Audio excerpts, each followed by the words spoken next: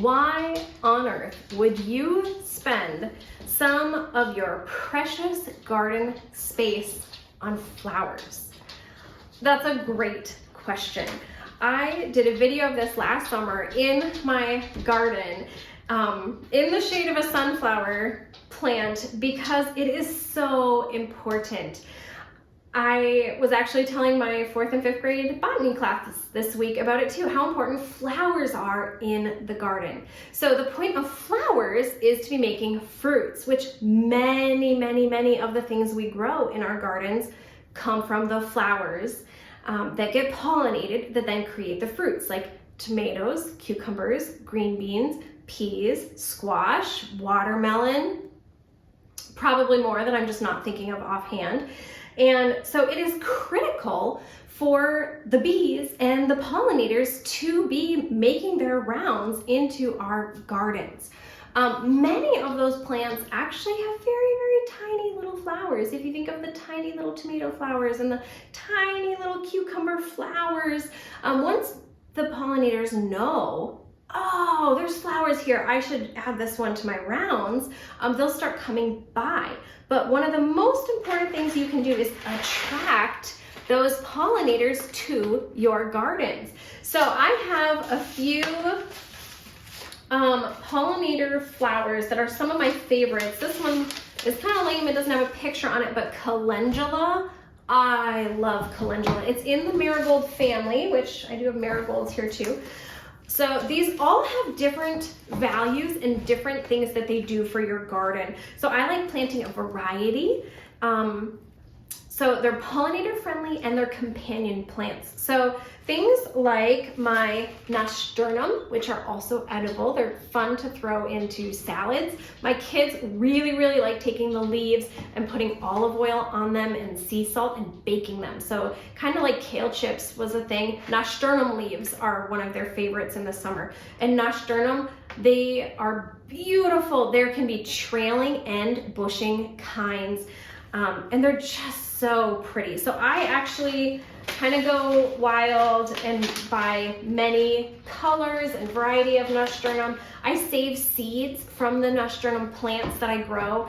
So I don't have any of those right here with me, but I do like to collect seeds too. Those are a good one to save seeds from. I love nasturtium.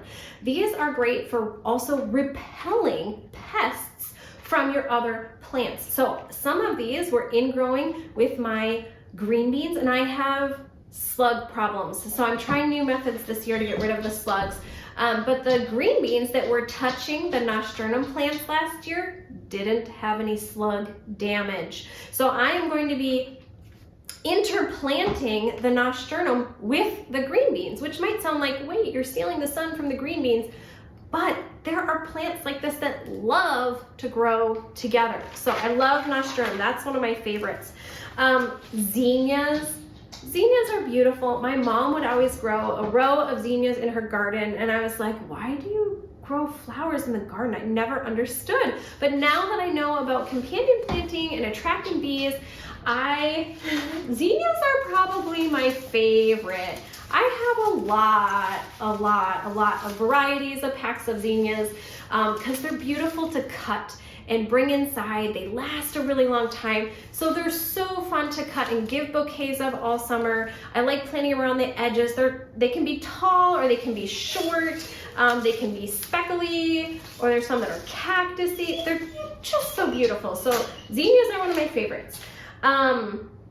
Calendula seed, I mentioned, these are another edible flower. You can actually pick off the petals, and you can actually put them in oil and make a rub. They have a lot of medicinal values as well. I think like there might be lotions you can think of that have this in it. You can make it into like a bath tea as well. So there's some other fun uses for calendula when you start looking into those things.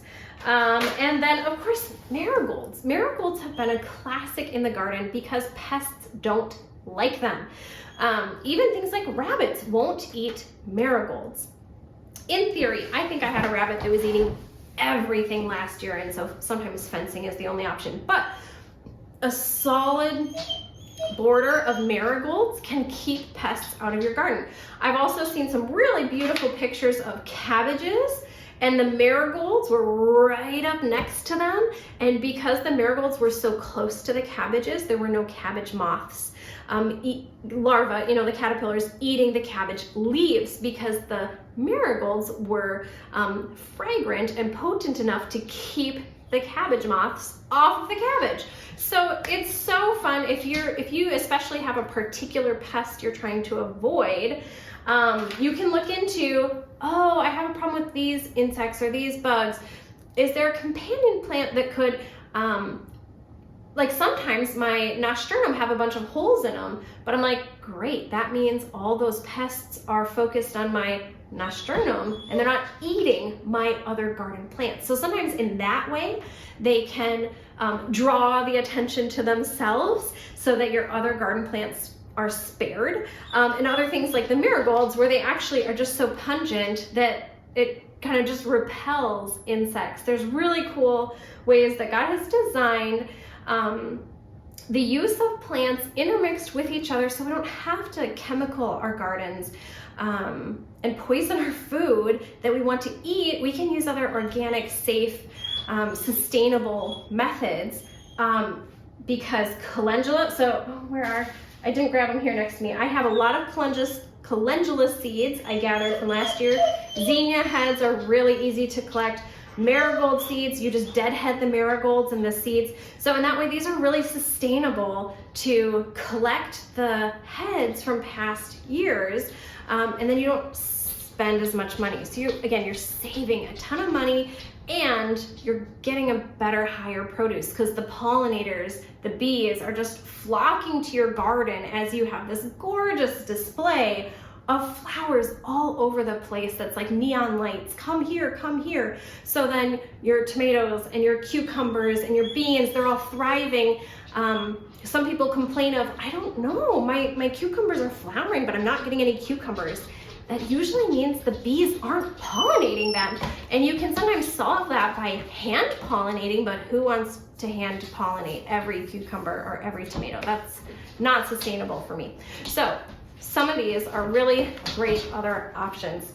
I love it. Would love to hear if you have specific questions, or borage is another pollinator friendly flower. I have found it reseeds itself really vigorously, so I don't have any new borage seeds to add to my garden, and I'm going to try to manage my borage population I do have.